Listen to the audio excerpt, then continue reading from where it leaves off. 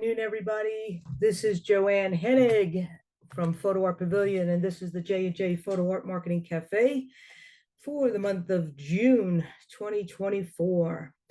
Today, we're going to be talking about understanding social media algorithms, which is something that is really not that difficult to understand, but something you need to understand if you are participating in posting on social media to try and gain followers and to try and put some eyeballs on your artwork, which is what we all are here to try and do. I'd like to just take a minute to introduce, say hello to business partner Jessica Lempin, who I know is also on the Zoom meeting with us today. Hi, everyone, and thank you for joining today. I know this is always something, that is really, really interesting to find out when it comes to your social media, and something that can really help you when you're starting to figure out, what's the best way to post and the best way to do your social. I know you had some great information to go over with us. And then at the end, we'll open it up to a Q&A. So save your questions for later or type them into the chat area. Either way, we'll talk to you either through the chat or right here through the Zoom. All right, Joanne, let's take it away and dive into social media algorithms. Thanks, Jess. All right, so just very briefly, so you understand, algorithms are mathematical formulas that social media utilizes to present to you, a user, a viewer on social media, what they think it is that you would like to see. Consequently, they're also doing that to all of the other people that are on social media, not just you. So we want to be able to, as posters and marketers on social media, to get a baseline understanding of what these algorithms are and how they can benefit you or perhaps even hinder you. So I'd like to just give you that information now. There's a lot of people on social media, as you guys already know. The volume of content that's there, it's in the millions per second. And to cut through all of that noise is a challenge for all of us, but we need to be there. We need to be there in the form of just having a presence so that we keep our brand in front of the followers and the users of these platforms. Not everybody goes on social media to purchase art or to view art. They go onto social media for lots of other things, which is why the algorithms become important and why some of the other things that we've talked about in the past, like hashtags and tagging other users that you want to communicate with or be associated with on your platform, is a very important thing to do.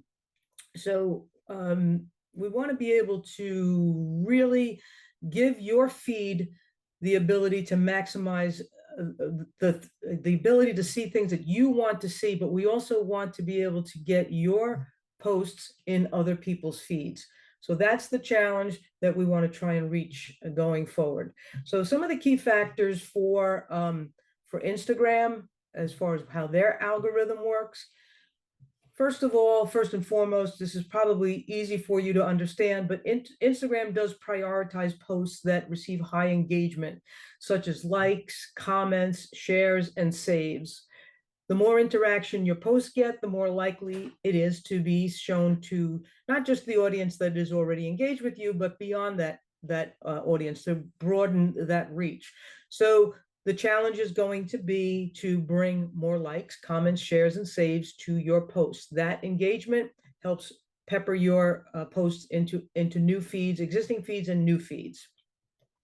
The other factor that Instagram puts an emphasis on is relationship. So content from accounts, a user-friendly interaction like comments and direct messages and all of that. So if there's content from accounts that a user that you go to frequently and you leave a like or a comment or a direct message, that is more likely to be their posts are more likely to be inside of your feeds. Consequently, we want to flip that around. We want to be able to get more likes, comments, and direct messages to your posts so that your posts continue to be in someone else's feed. So one of the things that you could do, like let's say you're interested in, like you're a black and white photographer, and you want to see more from, let's say, black and white magazine, black and white photography magazine. So you want to sort of a follow them, b like their post, comment on their post, perhaps send a direct message as you're interacting with them. The other followers that are also doing the same thing with black and white magazine will also start to see you, and then that engagement starts doing, then your posts start to be seen a little bit more in others feeds in that regard. So that's, a little bit how relationships work. Relevance. Instagram uses artificial intelligence to predict which post users will find interesting based on past behavior. I know this happens in my feed all the time. I will do some searches based on hashtags. I might see an advertisement that comes into my feed, click on the ad, and I'm off shopping somewhere. The next thing you know, next time I pick up Instagram, I'm seeing more advertisements or more posts within my feed that are relevant to those things that I did, clicking around. So those relevance, those artificial intelligence little crawlers are out there picking up all of the things that you're doing to interact with social media. They're also doing the same with others that are on social media. So we want to make sure that that your interests align with the interests of those people that you want to see your posts. And timeliness is obviously very important. Newer posts are given precedent over older ones, making it important that you post when your audience is most active. We'll get into how that can happen as well, but it is important to get your posts into your feed so that your users can see what it is that you're doing in a timely fashion. In other words, if you're on the East Coast, you want to probably make your posts visible during active hours for East Coast viewers, if that's your audience. If your audience is across the country, you may want to post your post. It could be the same post multiple times a day so that you're engaging with people in prime time on the East Coast, Midwest, and West Coast. So you want to put that into your strategy as you're working through your social media posts, especially on Instagram, for sure. All right, how do we get to increase this engagement? So those are the factors that Instagram primarily uses. Their algorithm primarily uses those 4 factors. These are the ways that you can meet those algorithms where they want to be. So obviously, high quality visuals, professionally edited photos. This should be easy for all of you. You're all photographers. You're all utilizing Lightroom and Photoshop. Some of you are using Canva, but you want to have really gorgeous visuals within your feed.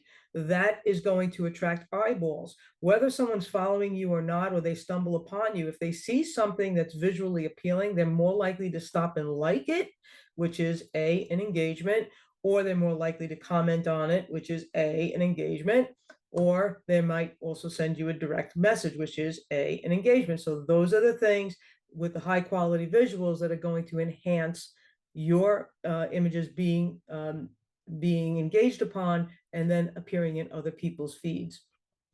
Using relevant hashtags, as I mentioned earlier, I do go through social media and I will search based on hashtags sometimes. So I see what others are doing. Let's say I'm posting about landscape photography. I might put that hashtag in as a search in social media, whatever platform I'm using, to see what others are doing in that vein. So if and just to kind of see if I'm on the right track with my quote unquote hashtag landscape photography post. Am I doing something right? Am I getting into the feed that I want to be into when I utilize those hashtags? You can use up to 30 hashtags per post, including a mix of broad and specific ones. A broad hashtag might be architectural photography. A specific post might be US Capitol, hashtag US Capitol. So think of that when you're utilizing your hashtags. Be broad, be specific, and then if you're not familiar with using hashtags, go ahead and use a hashtag as a search and see what comes up and see what others are using and truthfully, when you do that, Instagram is going to send you the most relevant posts for that hashtag, which means there's something there that you can emulate. So think about that. You want to also engage with your audience. That's how you're going to increase engagement as well. Try to set aside some time each day to interact with your audience, with your community. Building relationships is very important. It keeps them coming back. So if someone happens to put a like on your post, you can write in your comment on that post a thank you. They don't have to leave a comment for you to thank them for liking the post. You can tag them most likely if they allow. Sometimes there's restrictions on other people's social media platforms, but for the most part, engage back and forth with them. If you feel bold enough, send a direct message. There's nothing wrong with that. If their social media setup is allowing that to happen. So if there's somebody that's liking your posts on a frequent basis, you can comment within your own feed, tagging them. You can send them a direct message thanking them. So these are very important things. And that, again, that creates that engagement that is the number one priority for Instagram, to bring your posts into their feeds going forward. You can utilize Instagram stories, but keep in mind that Instagram stories have a 24-hour shelf life. So what I would use Instagram stories for is something that's happening in the moment with either your photography, or something that you're excited about. A lot of times with Photo Art Pavilion, we'll utilize the stories if we're out in the field doing a workshop, or if we're doing something like tonight. We have an exhibit tonight. As Jessica's doing some presentation work, I might be posting a couple things into the story as to what it is that's going on with Photo Art Pavilion. So those are 24-hour shelf life, instant satisfaction, instant reaction to keep your audience engaged with what it is that you're doing in your personal photography journey. And then we have Instagram Reels. Instagram Reels have a longer shelf life and can pop back up into people's feeds time and time and time again, over and over and over again. There's a lot of options with the Reels. They do have the ability to add music, links, filters, likes, shares. There's a lot that can be done with the Reels. So you can look into Reels. You can actually create a Reel right on Instagram. You don't need a third-party software to do that. Same with stories. You can create that right on Instagram when you open up your mobile phone. So practice with that, play around with that. You can't really make a mistake with a reel or a story if you don't like it as you're going through and you're creating it and you're playing around with it and you don't like it. Just simply say discard and start over. So don't be afraid to make use of those two things, because they do increase your engagement on Instagram, and increasing engagement increases visibility of your posts. You want to try and collaborate with other creators. Simply put, you guys and gals are somewhat connected. Some of you directly connected, some of you are somewhat connected to Photo Art Pavilion. Collaborate with us, tag us in your posts. We will see that you tagged us, and we will respond back to you, and we will help try to spread your post into our audience feed, so that we can get more people engaging with you. By collaborating, like I said, even before with Black and White Photography Magazine, or Outdoor Photography Magazine, by collaborating, working back and forth with them, this creates a benefit for you, creates a benefit for them, and at the same time increases that engagement, which equals visibility. So you want to keep those things in mind. Posting consistently and at optimal times, as I just mentioned earlier. Get in the feed of your audience when it's a relevant time to do so. Don't be sitting on your couch at 10 p.m. on a Tuesday night in the middle of watching a movie and saying, oh, I forgot to post on Instagram today, and I'm just going to go make a post. Chances are not a lot of folks are going to see that, because that if you're on the East Coast, a lot of folks are not going to see that. Maybe on the West Coast, folks might see that. But if your audience happens to be on the East Coast and it's more centrally located to your region, think about posting in a timely fashion when more eyeballs are going to be on their social media platforms. Writing compelling captions is very, very, very important. Um, and included in those captions, we want to pepper in those hashtags. We also want to tag other people that we want to engage with. But having something compelling in there for folks to read, I think is critical in anything that we're doing with our art. If we just simply post barn or windmill, we're not really engaging people into what it is that we're really doing. Because if we don't put the feel and the passion behind the art, the explanation or the narrative behind the art, then how can you expect somebody who's just, just literally scrolling through to stop and spend any kind of time on your post? Give them something to digest, and that gives you the ability to be a better viewed post going forward with that person. If you feel inclined and you want to spend a few dollars going forward, if you have posts that are getting a good amount of traction and you want to give them a little bit more of a boost, you can run through doing some ads with Instagram. I like to advertise my top performing post.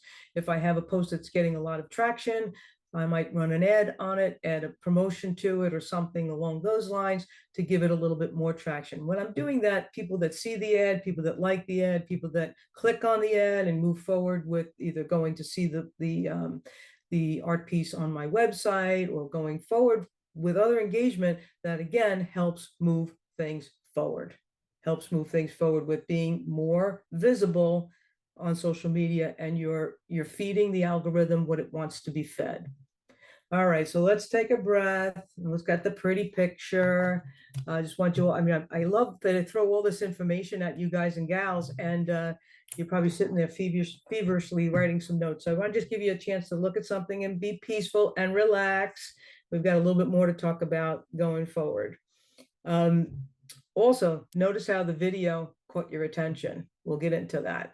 All right, Facebook, key factors with Facebook and how they work their algorithm. Very, very similar to Instagram. Well, Facebook owns Instagram, so of course there's going to be some similarities, but posts with higher engagement rates are more likely to appear in any user's feed. You know that, you see that, you have social media, obviously you can attest to that. The type of content. So Facebook is going to favor video content, particularly live video, which tend to receive more interaction. So similar to what I was talking about stories before, like if you happen to be in the moment, pop that phone open, record yourself doing whatever it is, throw it into your feed. Guaranteed you're going to get a lot of interaction on anything that's video. Timeliness. New and recent posts are prioritized over older ones, same as Instagram. The more recent the post, the more it's going to appear towards the top of someone's feed. So you want to keep that in mind. So that's why you want to continue to post as often as possible. You want to personalize your posts because in the algorithm, Facebook will read who it is that you're engaging with, and then if you're engaging with so and so, again, we'll just use a black and white photography magazine as an example. If you're engaging with them, then your posts are going to be seen higher in their feed. So think about that. So then if they see your post and they like it, that becomes an opportunity for your post to be seen a little bit broader, a little bit more of a broader audience. The other thing here that is a little bit unfortunate, but content from pages and brands tend to be less prominent in someone's personal Facebook feed that's in their algorithm. Used to be that pages and brands were a little bit more prominent in someone's personal feed, but they kind of chopped that down a little bit. So that's kind of sad for me because I have my own page in Facebook for my art photography. So what I do is I trick folks. I'll post on my page, on my Facebook page, and then what I'll do is I'll share it over onto my personal feed. There's where I create that engagement going back and forth, because I'll say, oh, have you seen this over at my Facebook page? My people in my personal feed will like it, comment, share, etc. And then we start to play that bouncing game back and forth from personal feed to business page feed. So think of along those lines on how to trick the algorithm, if you will. And of course, regular interaction with pages like a Photo Art Pavilion page will also increase the likelihood of that page posting appear in your pages postings appearing in your feed. So if you have a personal Facebook page account and you don't have a business feed, that's okay. Don't worry, because if you're engaging with Photo Art Pavilion, their page, and you're commenting and you're liking and you're doing things, interacting with back and forth with that page will appear in your personal feed. All right. So, there's ways to play the game to get around the algorithms a little bit, but knowing what Facebook likes and what they do when it comes to the personal user, this is all about the personal user. So if you're playing the game with a page on Facebook, you've got to try and get your posts into the personal user's feed. You want to get them to interact with your page in some way, shape, or form. So get a little tricky, get a little creative. You can be done. So let's increase the engagement for Facebook. So number one, high quality content and posting regularly. You want to aim to post on Facebook at least once a day to keep your audience engaged and maintain a consistent presence. You want to try and use those Facebook Reels I talked about over at Instagram. Same concept. Stories have a 24-hour shelf life, but Reels have a deeper video, a longer video shelf life, and you can also add music, audio, AR effects, and other options that go along with the reels. So you can also do audio on stories as well, but the reels have that longer shelf life and can pop up, today, a week from now, a month from now, depending on if people continue to like it and utilize it.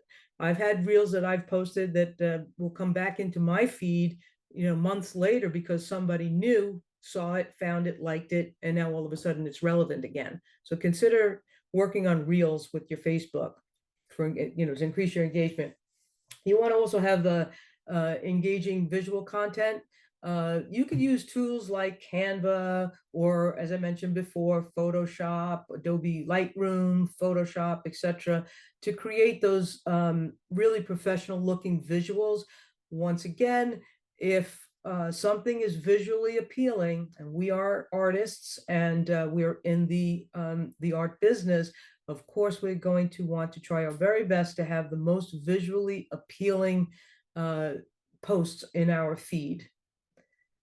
Another way to increase engagement, very simple, is to ask open-ended questions to generate more detailed responses in your feed. You can simply go on Google and ask Google to send you a couple open-ended questions that might be relevant to your art, and then create those social media posts around that. But you want to try and get folks to stop, read your compelling content, ask your compelling question, have your hashtags, have your tags of others that you're trying to engage with. But when you ask that question, maybe you become the person to answer, to be the first one to answer the question, to entice others to answer along with you. And as they start to come through that feed and start leaving comments in your post, that bumps your engagement way, way higher. You want to share user-generated content. So you want to repost photos and reviews and stories from your followers, and always tag the original creator. So if you're part of Photo Art Pavilion, you know that we will create posts to promote our artists on our platform, on our social media platform.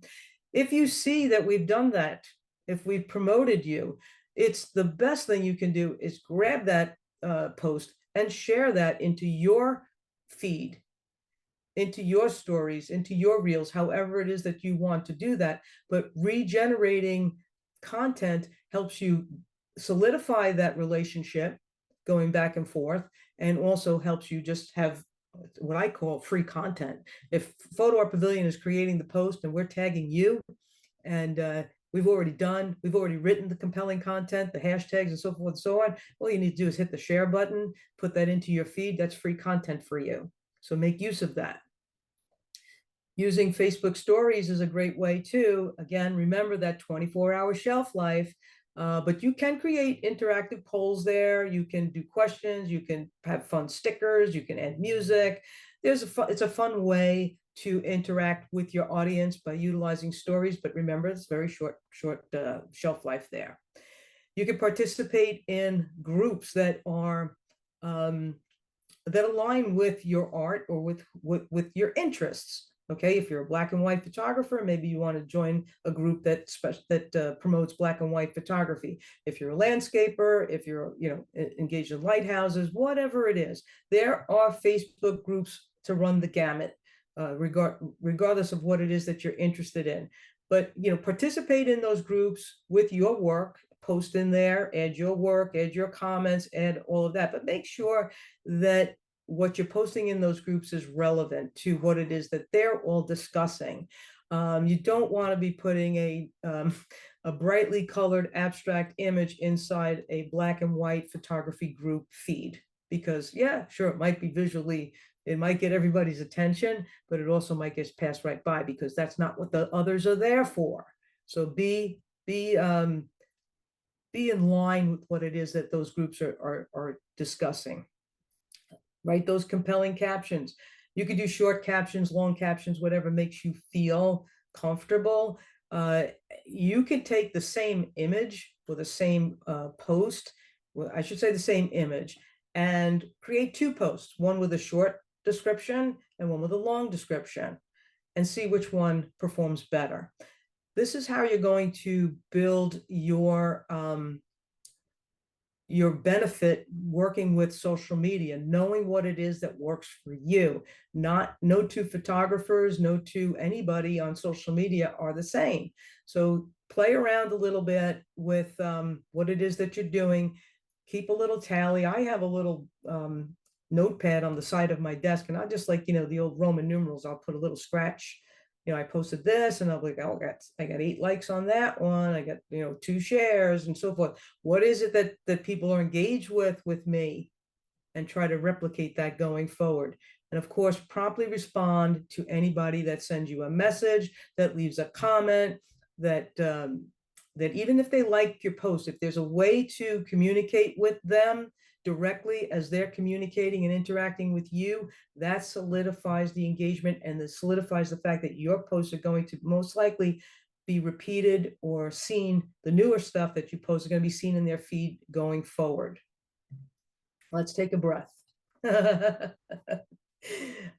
Just want to again make sure that you guys are taking this all in and enjoying the process here, because there's no perfect way of getting our social media perfect all the time, but we do want to have the ability to work along with those algorithms so that we meet them where we want them to be met. We can trust ourselves. We can do this. I know a lot of you, when we do these J&J cafes, you get a little bit overwhelmed with what we talked about, and how am I going to find the time during the day to do any of this? Just trust yourself. You can do this. There's no way that any of this is too much for you. If you want to be seen, if you want to be part of social media, you can come up with the plan. You have to be creative. You got to think a little bit differently than everybody else. Create your strategy. Your strategy, as I said before, is going to be different than my strategy or Jessica's strategy or anybody else's strategy. Your social media platform is your social media platform. So create that strategy, but stick to it. If you expect overnight that you're going to go from 50 followers to 5,000 followers, you're fooling yourself. Don't put yourself in that bucket, if you will. Give yourself the opportunity to grow slow and steady, as long as you remain slow and steady with what it is that you're doing with your social media marketing, and whether it be Instagram or Facebook at this time. I know some of you might be thinking about other platforms like Pinterest or TikTok or something else. I didn't dive into that this time around because most of you are utilizing Instagram and Facebook. But going forward, if there's a need, I think we could easily dig into those other platforms for you as well. Look at those algorithms and see if there's a better opportunity for us to be seen and heard, even still going forward. So thank you so much, everybody, for sticking around, being with us for this J&J Cafe. It's always great to see all of you in the audience. Jessica and I are really we're very blessed to have you with us always. It's very, very nice of all of you. In the future, at any time, any questions, any comments, even outside of this meeting, there's the phone number, there's our email address, and of course, you know, the website, photoartpavilion.com. We're very open to communicating with you, because when we communicate with you, we're learning things as well. We're learning how to better serve you, and that's what Photo Art Pavilion with Jessica and I are all about.